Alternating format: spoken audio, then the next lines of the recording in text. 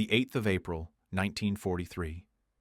27,000 feet above Caen, France. The oxygen mask did little to conceal Oberleutnant Ralph Hermichen's smirk as he observed the ungainly silhouettes laboriously ascending toward his formation, visible through the crystal-clear canopy of his Focke-Wulf 190A5. The veteran ace of Jagdgeschwader 26, then 26 years old, studied the American fighters making their combat debut over occupied Europe. "Our armies have sent us flying milk bottles," he transmitted to his wingman, unable to suppress his amusement at the sight of the massive Republic P-47 Thunderbolts struggling to gain altitude.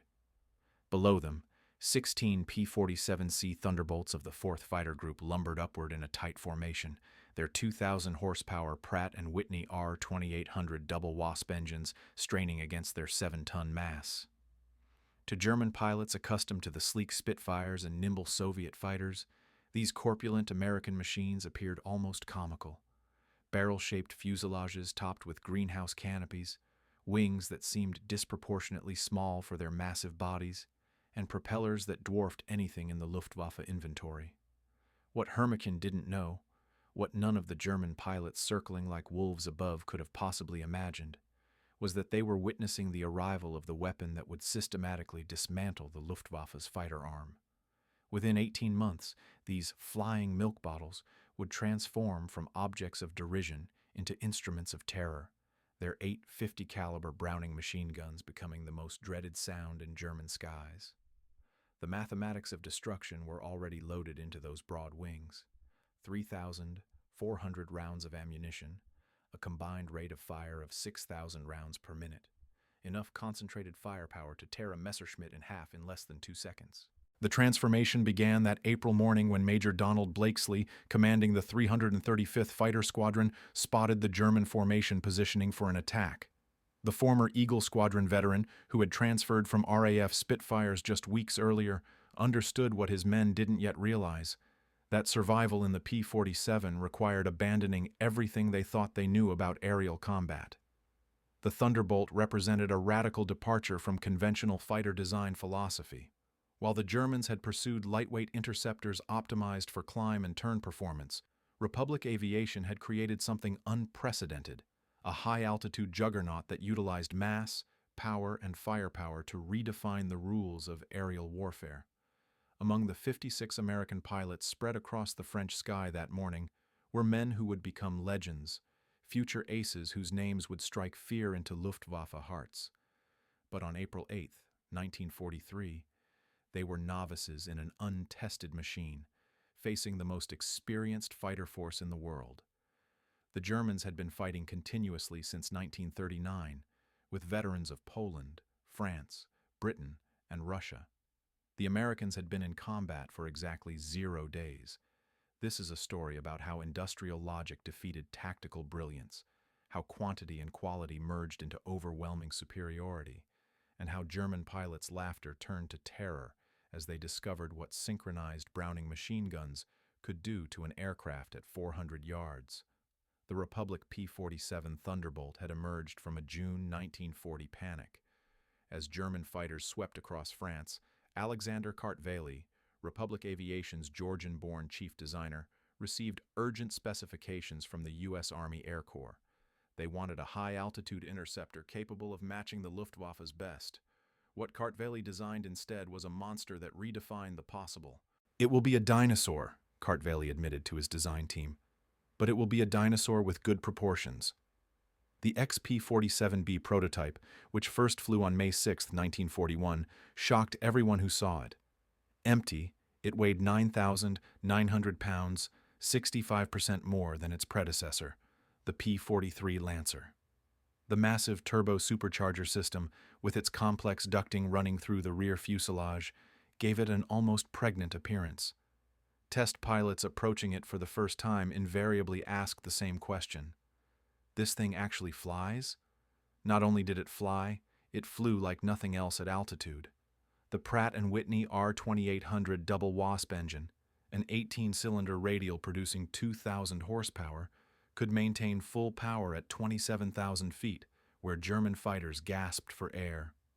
The turbo supercharger, fed by exhaust gases, delivered sea-level performance in the stratosphere where the air was too thin for conventional superchargers.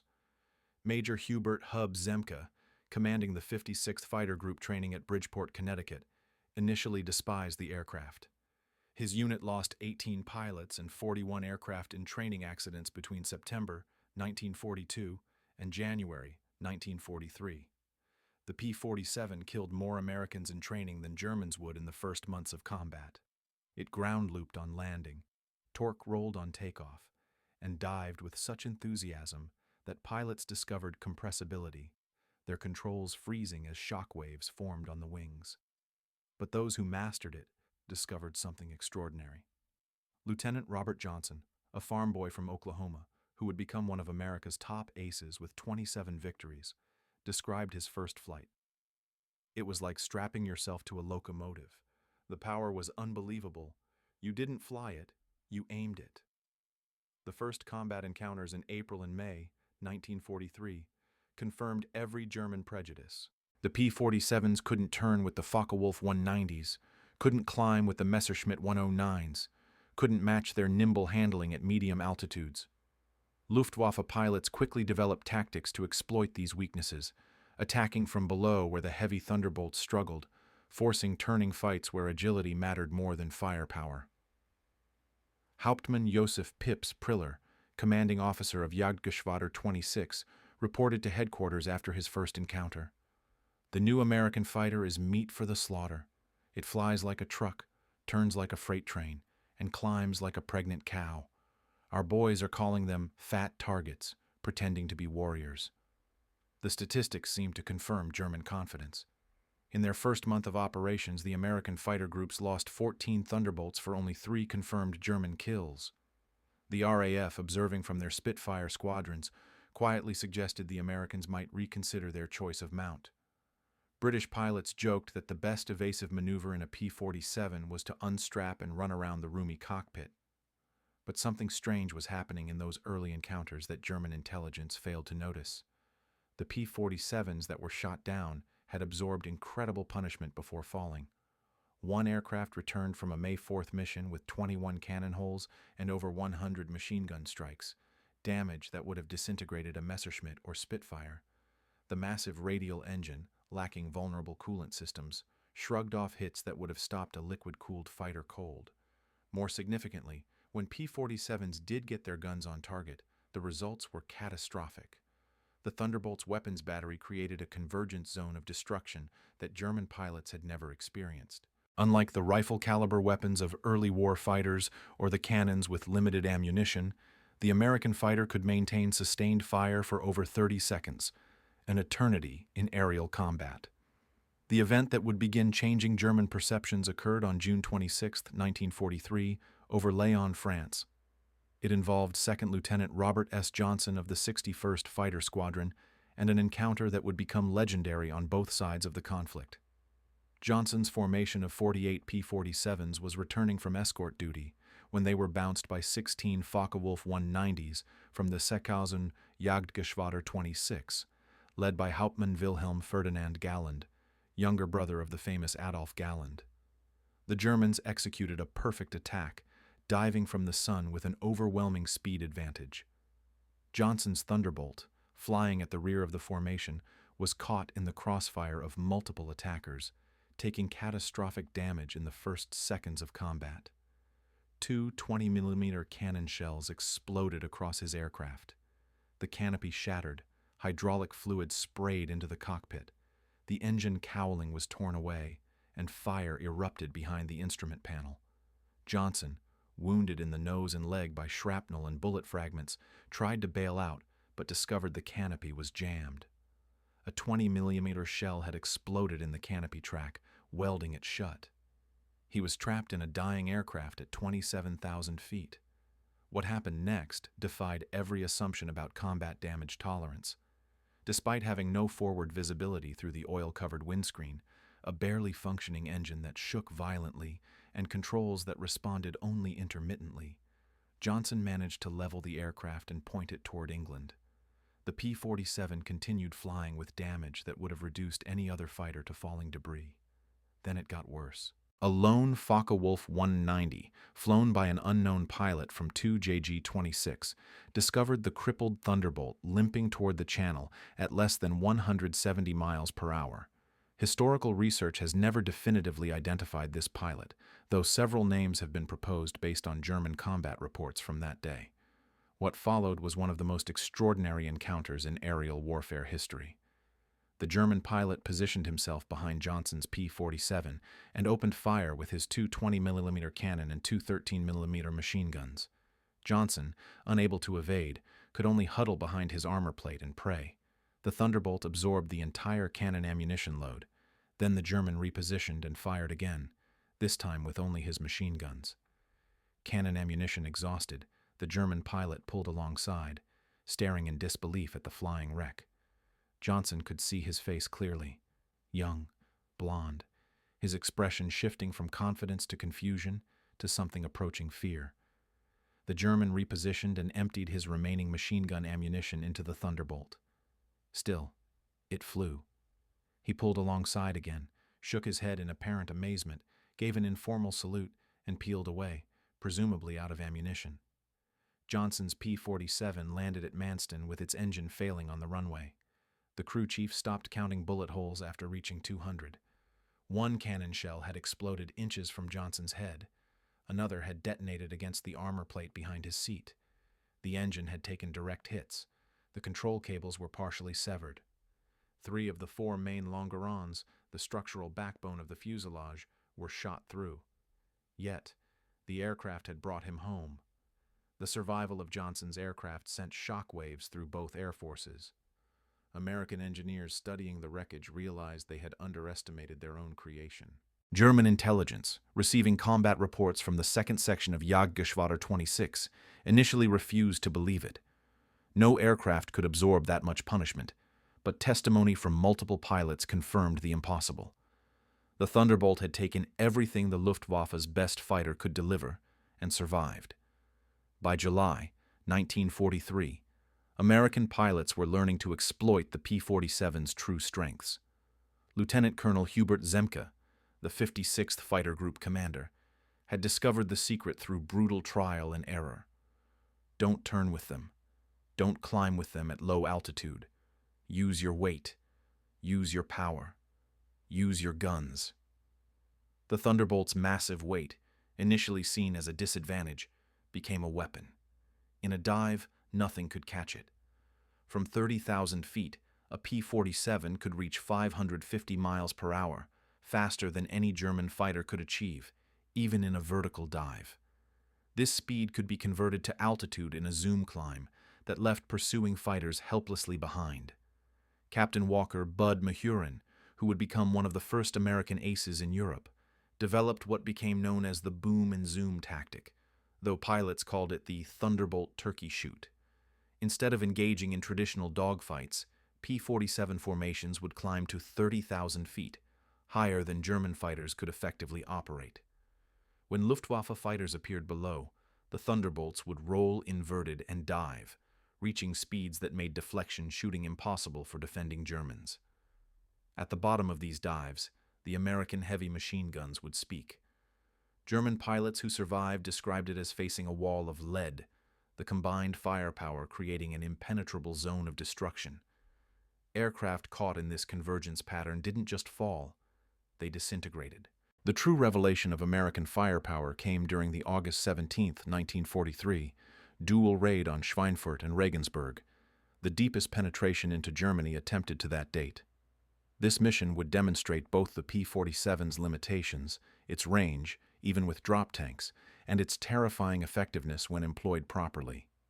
Major David Schilling, leading the 62nd Fighter Squadron, encountered a formation of Messerschmitt 110 destroyer aircraft positioning to attack B-17s with their heavy cannon and rocket armament. The twin-engine German fighters, heavily armed but less maneuverable, were the Luftwaffe's specialized bomber killers. Schilling's flight of 4 Thunderbolts rolled into their attack dive from 28,000 feet. Unnamed Hinrich Roth, a gunner in one of the Me-110s who survived, later recounted in a post-interrogation, "The American fighters came down like hammers from heaven. I opened fire at 800 meters. Good hits. I saw them strike the fighter's wing. The P-47 didn't even wobble. Then he fired. The aircraft ahead of us simply came apart. Not shot down, destroyed. Wings separated from fuselage, tails severed, the crew compartment shredded into metal confetti. In 2 seconds, a 110 became nothing. 8 Messerschmitt 110s were destroyed in less than a minute. The German pilots had never experienced such concentrated firepower. Each P-47 carried 425 rounds per gun, 3,400 rounds total, weighing nearly 900 pounds. At convergence distance, typically set at 300 yards, all 8 guns' ballistic paths intersected in a zone roughly 6 feet in diameter. Anything in that zone faced 100 projectiles per second, each traveling at 2,900 feet per second. The ammunition itself was a revelation of American industrial capacity. While German fighters struggled with limited cannon ammunition, typically 120 to 200 rounds for a 20mm weapon, American pilots could maintain fire for over half a minute. The standard combat load mixed armor-piercing incendiary tracer, and standard ball ammunition in patterns designed to both destroy and ignite. Lieutenant Colonel Francis "Gabby" Gabreski, who would become the top American ace in Europe with 28 victories, described the effect. When you hit them with all 8, they don't just go down, they explode. I saw a 109 literally cut in half, the tail falling one way, the nose and wings another. The pilot never knew what hit him. By September 1943, the Luftwaffe was discovering another horrifying reality about the P-47. Its performance improved dramatically with altitude while German fighters suffered. The turbo-supercharged double Wasp engine maintained its rated power output up to 30,000 feet. German fighters relying on single-stage or two-stage mechanical superchargers saw their performance degrade significantly above 25,000 feet. Oberleutnant Hans Philipp, one of Germany's most successful aces with 206 victories, encountered this reality fatally on October 8, 1943. Leading Jagdgeschwader 1 against a B-17 formation at 28,000 feet over Brunswick, Philipp found his Focke-Wulf 190 A6 sluggish and unresponsive in the thin air. The BMW 801 engine, powerful at medium altitudes, was gasping for oxygen nearly 6 miles above the Earth. When P-47s of the 56th Fighter Group dove on his formation from 32,000 feet, the German fighters were sitting ducks. Robert Johnson, now an experienced combat pilot on his way to ace status, was flying at 31,000 feet when he spotted Philipp's distinctive Focke-Wulf with its elaborate nose art. Johnson's combat report was clinical. Opened fire at 300 yards, 30-degree deflection. Observed strikes along entire fuselage. Enemy aircraft exploded. No parachute observed. Philipp's death sent shockwaves through the Luftwaffe.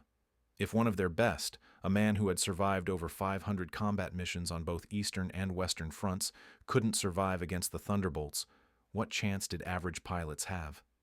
The German High Command ordered an immediate investigation into the P-47's capabilities.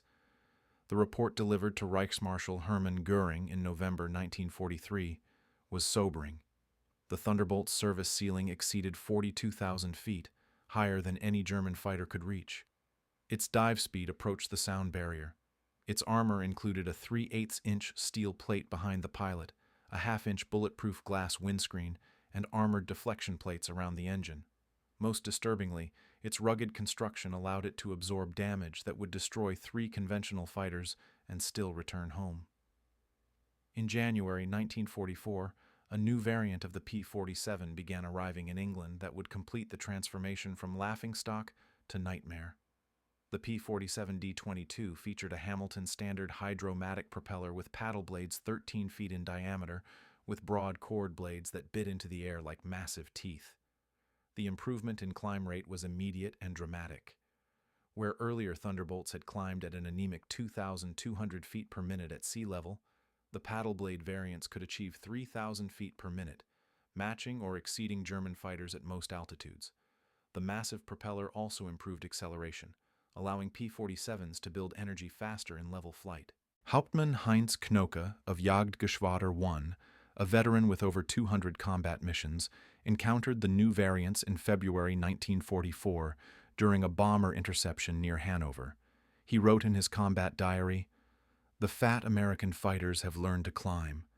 We bounced a formation near Hanover, expecting our usual advantage. They turned into us and climbed with us. When we tried to disengage, they followed us up to 30,000 feet. Schmidt was caught and blown apart, nothing left but smoke and fragments. These are not the same machines we laughed at last year." The paddle blade propeller did more than improve performance. It changed the sound of the Thunderbolt. The distinctive thundering roar created by the blade tips reaching supersonic speeds could be heard from miles away. German ground troops reported being able to identify approaching P-47s by sound alone, a deep, threatening rumble that meant death from above. They began calling it Donnerschlag, thunderclap. By March 1944, P-47s equipped with external fuel tanks could escort bombers deep into Germany. The standard configuration carried two 108-gallon wing tanks, or a 75-gallon belly tank, extending range to over 1,000 miles. With the paddle blade propeller providing improved performance even when loaded, Thunderbolts could fight on equal terms immediately after dropping tanks. The Luftwaffe's response was to concentrate on the bombers, hoping to inflict enough losses to stop the American daylight campaign. But this required flying through the P-47 escort screen, an increasingly suicidal proposition. German pilots developed a grudging respect that bordered on fear for the big American fighters.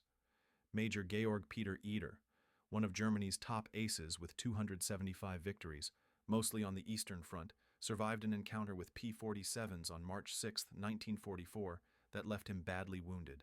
He later recalled in a post-war interview, "We saw them above us, fat silhouettes against the sun. Someone laughed and said, 'Here come the flying pigs.' Nobody was laughing 30 seconds later. They came down like an avalanche, faster than we could react. The first pass destroyed 3 of our fighters, just gone, transformed into burning debris. Their guns didn't fire in bursts like ours. They poured out solid streams of fire. Falling into that torrential downpour meant instant demise." The accompanying sorties highlighted another distinct advantage of the P-47, its remarkable endurance. While adversary fighters pushed their engines to extreme power outputs, rapidly depleting their fuel reserves, the robust American radial engines maintained efficient cruising at lofty altitudes. These Thunderbolts could remain aloft for extended periods, providing continuous aerial defense for the bombers, meticulously rotating their positions while retaining ample fuel for combat engagements and the journey home. As an increasing number of P-51 Mustangs arrived in the spring of 1944 to assume long-range escort responsibilities, P-47 units began to shift their focus predominantly towards ground assault operations. This specialization would ultimately render them the most dreaded aerial machines in the German arsenal. The transition gained significant momentum in April of 1944, coinciding with the Allied preparations for the invasion of France. The Thunderbolt's formidable battery of heavy machine guns proved equally devastating against terrestrial targets. Its standard armor-piercing incendiary ammunition possessed the capability to penetrate the upper armor of most German vehicles, while the sheer volume of its gunfire could obliterate soft-skinned targets within mere seconds. A 2-second burst unleashed 160 half-inch projectiles into a target area equivalent to the size of a truck. However, it was the integration of bombs and rockets that truly transformed the P-47 into a versatile, multi-role behemoth. The D-25 variant was capable of carrying 2 1,000-pound bombs beneath its wings and a 500-pound bomb beneath its fuselage, a bomb load comparable to that of early war medium bombers. Later iterations incorporated zero-length rocket pylons, enabling the carriage of 8 5-inch high-velocity aircraft rockets, or HVARs, each possessing the destructive power equivalent to a 105mm artillery shell. Oberst Hans von Luck, commanding the 125th Panzer Grenadier Regiment during the Normandy campaign, personally witnessed the ferocity of P-47 ground assaults. They descended alarmingly low, so low one could discern the faces of the pilots. The cacophony was utterly terrifying, with engines roaring and rockets screaming. Then came the crushing impact of those heavy machine guns. A column of our trucks simply vanished from existence. 20 vehicles were reduced to burning wreckage in a single pass. The psychological toll on the men was catastrophic. They christened them Yabos, fighter bombers. But these were something far beyond that. They were effectively aerial artillery, possessing the precision of snipers. On the 6th of June, 1944, the Luftwaffe discovered the profound extent to which the balance of aerial power had irrevocably shifted. Over 500 P-47s provided an impenetrable aerial shield for the invasion, establishing an unbroken umbrella of protection over the landing zones. German fighters attempting to breach these defenses were systematically annihilated. Oberleutnant Wolfgang Fischer of Jagdgeschwader II, one of only 3 German pilots to reach the beaches that day, reported that the sky was unequivocally dominated by the Americans. Thunderbolts were observed at every conceivable altitude, from sea level to 30,000 feet.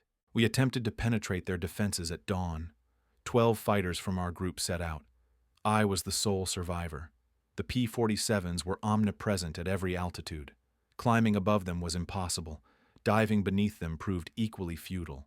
Their cannons transformed our fighters into a rain of aluminum. In the weeks following D-Day, P-47s relentlessly decimated German logistical movements during daylight hours. The statistical tallies were staggering.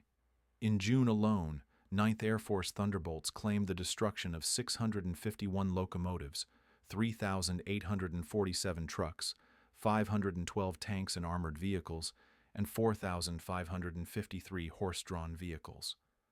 The Wehrmacht was compelled to restrict its movements to nighttime, severely impeding its capacity to react to Allied incursions. The Germans implemented every conceivable measure to counter the Thunderbolt menace. They reinforced vehicle armor, deployed additional anti-aircraft batteries, and developed novel camouflage techniques. None of it proved effective. The P-47's unparalleled combination of speed, resilience, and destructive capability rendered it virtually invincible. Even the formidable 88mm anti-aircraft guns struggled to acquire and track the rapidly moving fighters at low altitudes. While wreaking havoc across Europe, the P-47 was concurrently demonstrating its value in the Pacific theater. The 348th Fighter Group, operating from New Guinea, discovered that the Thunderbolt's inherent characteristics were ideally suited to the vast expanses and arduous conditions of the Pacific War. Colonel Neil Kirby, commanding the 348th, devised tactical approaches specifically tailored for the Pacific environment. On the 11th of October, 1943, Kirby led 4 P-47s against a formation of 40 Japanese aircraft over Wewak, personally downing 6 enemy planes in a single sortie, an accomplishment for which he was awarded the Medal of Honor. The Japanese, accustomed to engaging agile yet fragile American aircraft, were utterly unprepared for the P-47's formidable blend of firepower and structural integrity. Japanese ace Saburo Sakai, who encountered P-47s over New Guinea, later wrote, "We called them monsters. Our 20mm cannons, capable of destroying a P-40 with a few well-placed rounds, seemed to have no effect whatsoever. I unleashed dozens of shells into one Thunderbolt, only to watch it continue its flight. Their return fire was terrifying, streams of heavy bullets that tore aircraft apart."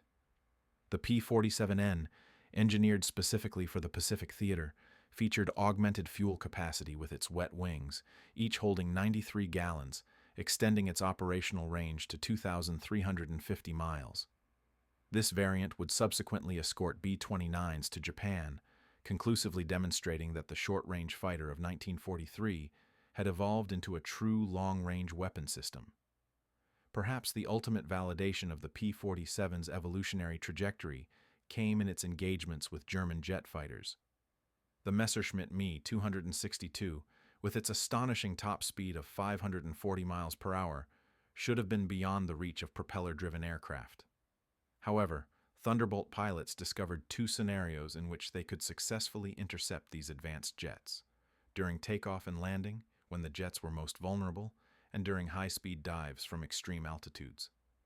On the 27th of November, 1944, Lieutenant Colonel John C. Mears of the 352nd Fighter Group became one of the initial pilots to achieve the downing of an Me-262 utilizing a P-47.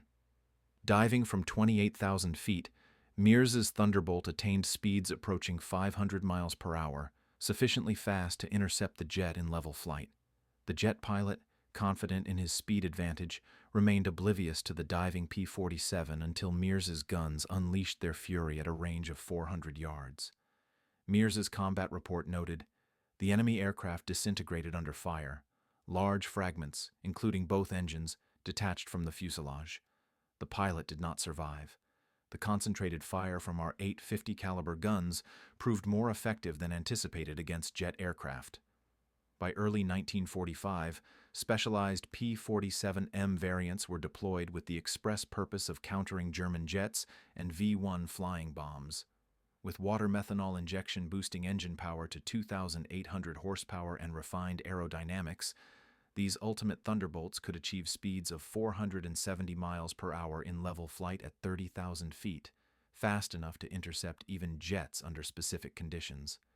Major George Bostwick, commanding the 63rd Fighter Squadron equipped with P-47s, successfully downed two Me-262s in March of 1945. His tactical report emphasized the overwhelming superiority of firepower over speed.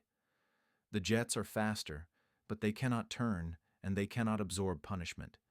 One well-aimed burst from our guns, and they disintegrate as if made of paper. They are forced to reduce speed to attack bombers. That is when we engage them." The ultimate demonstration of American industrial might unfolded during Operation Bodenplatte. This was the Luftwaffe's desperate attempt on the 1st of January 1945 to cripple Allied air power. Nearly 900 German fighters, including their most accomplished remaining pilots, launched surprise assaults on Allied airfields across Belgium and the Netherlands. At Y-34 airfield near Metz, the home base of the 365th Fighter Group's P-47s, the attack initially achieved some success. German fighters destroyed 22 Thunderbolts on the ground, along with several other aircraft. A captured German pilot brought to the command post pointed at the burning aircraft and taunted, "What do you think of that?" Major George Brooking's response quickly became legendary throughout the 9th Air Force. He gestured towards the flight line, where ground crews were already moving damaged aircraft aside and preparing hard stands for replacements, stating, "By tomorrow, we'll have 40 new ones. How long will it take you to replace your pilots?" The German pilot's smirk vanished. Within 48 hours, factory-fresh P-47D-40s filled the flight line, flown in from depots in England. The Luftwaffe sustained losses of 271 aircraft and 213 pilots in Bodenplatte, including many irreplaceable instructors and squadron leaders. These were losses they could never recover. The Americans lost a total of 134 aircraft across all attacked airfields, with every single one replaced within a week.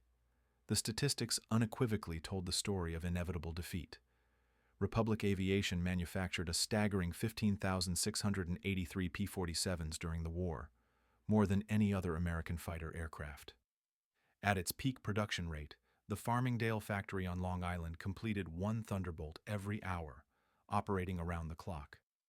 The Evansville plant in Indiana, constructed from bare farmland in 1942, was producing 500 aircraft per month by 1944.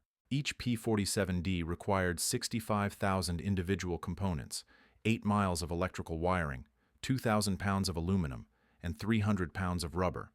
The engine alone comprised 2,400 individual parts, meticulously machined to tolerances of 1,000th of an inch.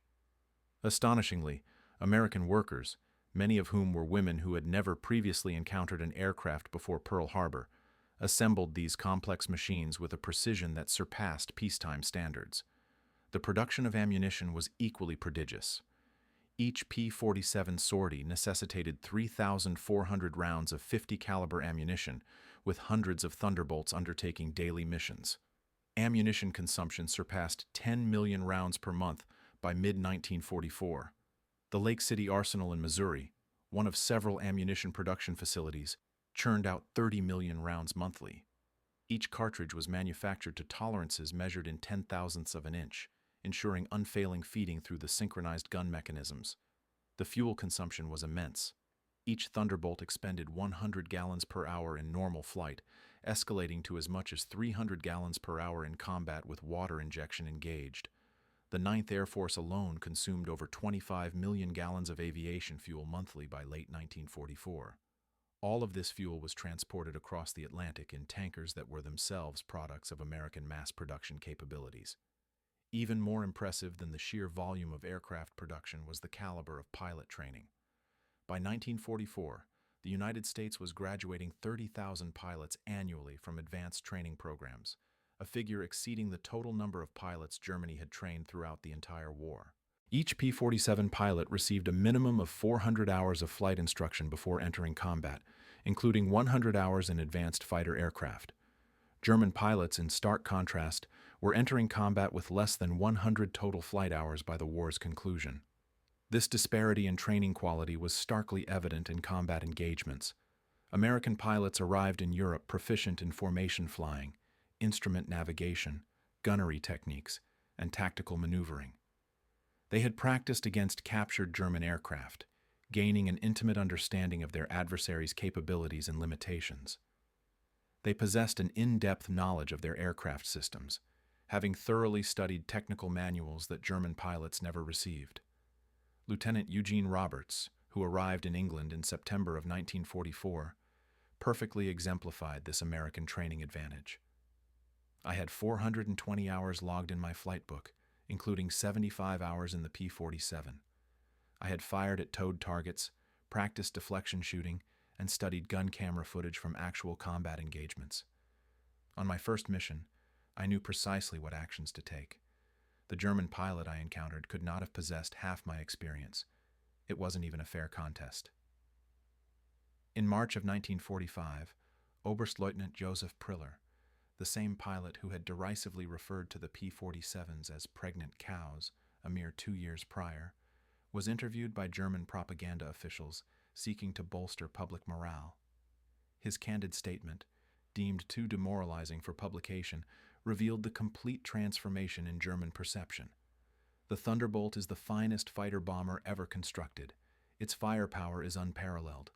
We are speaking of weapons that never jam, never overheat, and never deplete their ammunition during normal combat operations. It carries bombs with the capacity of a medium bomber, deploys rockets with the force of artillery, and engages in combat with the agility of a fighter when required. But beyond the machine itself lies the principle it embodies: unlimited American production. They lose 10 aircraft, and they construct 20 more. We lose 1, and it is gone forever. Their pilots arrive more proficiently trained than our instructors. They possess ample fuel for training, abundant ammunition for practice, and spare parts for every conceivable component. We are left with nothing but courage, and courage, devoid of resources, is merely a prelude to inevitable defeat. We once mocked them in 1943.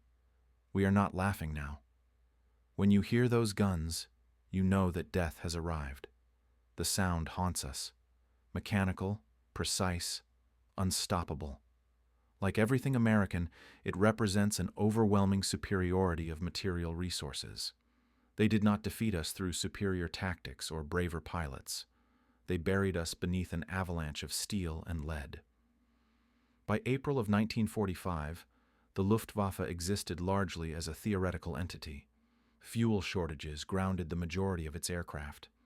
Experienced pilots were either deceased or captured. Airfields lay in ruins, pockmarked by craters. Even with aircraft and fuel, German pilots confronted an insurmountable equation. To engage meant confronting P-47 formations that commanded every altitude, from ground level to 40,000 feet. Feldwebel Klaus Bretschneider, one of the last German pilots to receive training in 1945, flew precisely one combat mission before the war concluded. His encounter with P-47s over Leipzig lasted a mere 12 seconds. I observed them diving from above, 4 Thunderbolts in perfect formation. I attempted to evade, but they were too swift. The lead aircraft opened fire from 500 meters. My aircraft shuddered as if struck by sledgehammers. The engine exploded, and the wing detached. I barely managed to escape. While descending in my parachute, I witnessed them annihilate my entire squadron. 6 fighters were destroyed in under a minute. The sky rained burning aluminum in bodies. The psychological impact was absolute. German pilots developed what medical officers termed Jabo fever, physical manifestations of extreme stress occurring when thunderbolts were reported in the vicinity. Veterans who had faced Spitfires and Hurricanes without fear became physically ill before missions involving P-47s. The distinctive thrum of approaching thunderbolts instilled immediate panic among ground troops, who understood that survival depended on finding immediate cover. The final operational statistics for the P-47 were almost incomprehensible. In Europe, 3,752 German aircraft were destroyed in aerial combat, with an additional 3,315 aircraft annihilated on the ground. 860,000 railway cars, 9,000 locomotives, 6,000 armored fighting vehicles, 68,000 trucks, and 60,000 horse-drawn vehicles were destroyed. In the Pacific, 697 Japanese aircraft were destroyed in aerial combat, along with 150 aircraft destroyed on the ground, 1,500 vehicles destroyed, 150 locomotives destroyed, and countless barges, ships, and installations. The 9th Air Force alone, primarily equipped with P-47s, flew 213,873 combat sorties, deployed 120,000 tons of ordnance, discharged 135 million rounds of ammunition, and launched 60,000 rockets. Thunderbolt units achieved a remarkable 4.6 to 1 kill ratio in aerial engagements while maintaining the lowest loss rate of any Allied fighter bomber. Behind these staggering numbers lay the immense human cost. The Luftwaffe suffered approximately 28,000 pilot fatalities in combat against Western Allied forces. Many of these pilots fell victim to the concentrated firepower of American heavy machine guns. Each loss represented years of rigorous training that Germany could never replace. By the war's end, the average German fighter pilot possessed less than 30 hours of combat experience. The average P-47 pilot, conversely, had accumulated over 200 hours.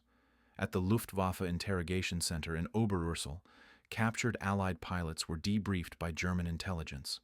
Records recovered in 1945 revealed German assessments of Allied aircraft. The file pertaining to the P-47, continuously updated throughout the war, documented a complete reversal of initial opinions. April 1943.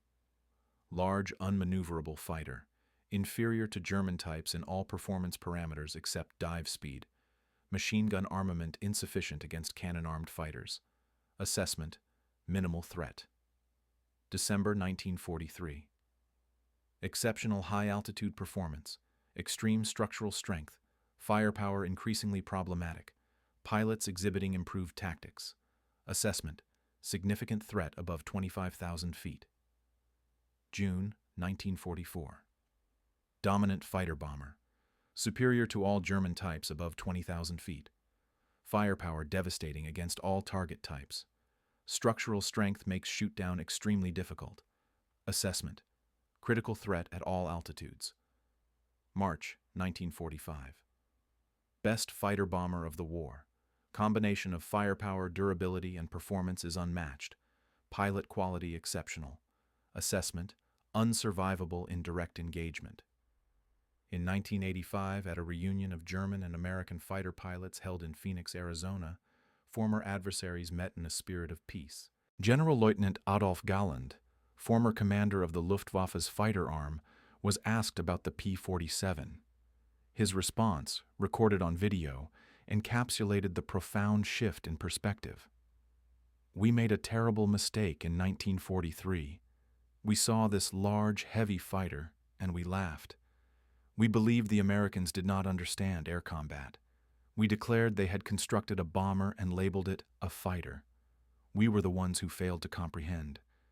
The Americans did not attempt to build a European fighter. They constructed an American one, designed around principles of mass production, overwhelming firepower, and exceptional survivability.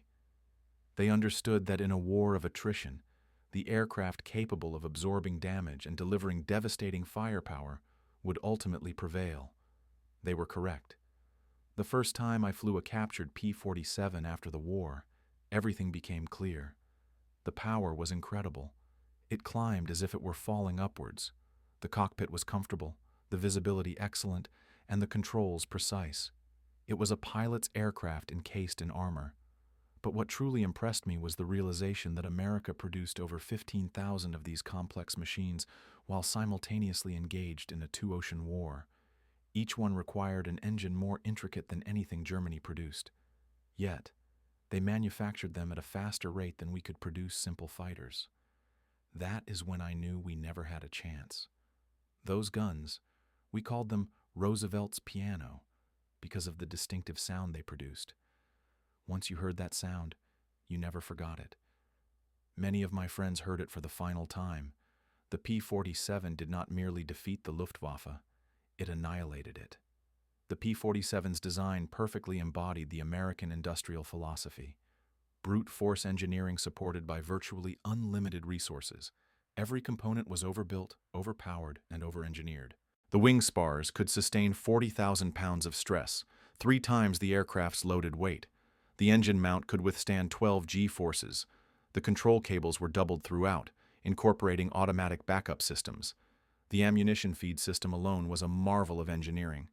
8 separate ammunition boxes, each containing 425 rounds, fed through electric boost motors to prevent jamming during aggressive maneuvers. The guns were electrically heated to prevent freezing at high altitudes. Each gun possessed its own charging mechanism and could be individually synchronized. The convergence point was adjustable from 150 to 400 yards, allowing pilots to optimize for their preferred engagement range.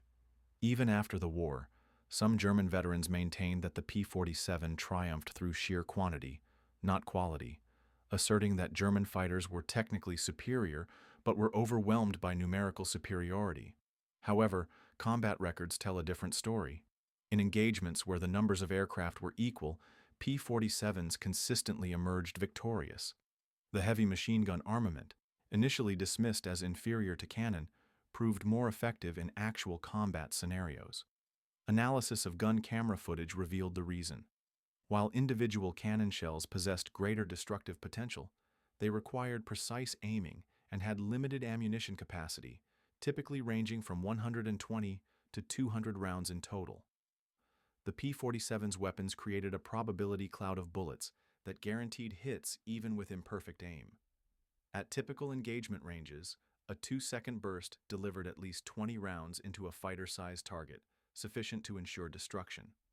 The ammunition itself was superior. American 50 caliber armor-piercing incendiary rounds utilized a delayed action fuse, ensuring penetration of the target before detonation. The incendiary compound burned at 3,000 degrees Fahrenheit, hot enough to ignite aluminum structures. German 20mm shells, while heavier, frequently detonated upon surface contact, causing spectacular but sometimes superficial damage. The P-47 Thunderbolt remains the heaviest single-engine piston-powered fighter ever produced in mass quantities. Its empty weight of 10,000 pounds exceeded the gross weight of some twin-engine fighters. Its engine produced more power than entire bomber formations from the preceding war. Its weapons delivered more firepower than a squad of infantry. Yet it was manufactured by the thousands, piloted by young men barely out of high school, and maintained under arduous combat conditions by mechanics who had acquired their skills in mere weeks. The transformation of German opinion from initial mockery to profound terror transpired in less than 2 years. During that era, the aerial craft affectionately nicknamed the Milk Bottle ascended to become the most dreaded machine in the Luftwaffe's history. Battle-hardened aviators, individuals who had stared down Spitfires, Hurricanes, and Soviet Yaks without an iota of fear, would speak of the P-47s in hushed whispers, even decades after the conclusion of hostilities. Within the hallowed halls of the United States Air Force Museum in Dayton, Ohio, a meticulously restored P-47D stands proudly, nestled amongst other iconic aerial predators. Its accompanying information panel details its technical capabilities and its numerous combat distinctions, but the true narrative of its prowess is conveyed by a modest display case. This case holds spent .50 caliber rounds and a reel of gun camera footage, capturing the dramatic disintegration of a Focke-Wulf 190 under a relentless hail of fire. Beneath this compelling exhibit rests a poignant quote from an unidentified German aviator, extracted from a 1945 debriefing document. He recounted their initial reaction. "We found them amusing when they first appeared. Those plump, ungraceful American craft, incapable of maneuvering effectively. We ceased our amusement when it became glaringly apparent that they possessed no need for agile turning or climbing. They simply oriented their armament towards you, and your existence was extinguished. The mirth vanished along with our fallen comrades." The P-47 Thunderbolt commenced its combat service as a target of scorn, and it concluded the war as an instrument of sheer devastation. In the interim, its 8 harmonized Browning machine guns radically redefined the paradigms of airborne combat, burying the Luftwaffe beneath an overwhelming deluge of ammunition. German pilots had openly mocked the cumbersome American fighter in April of 1943. By May of 1945, there remained no German pilots to perpetuate such derision. The thunder had resounded, and the heavens became the undisputed domain of America.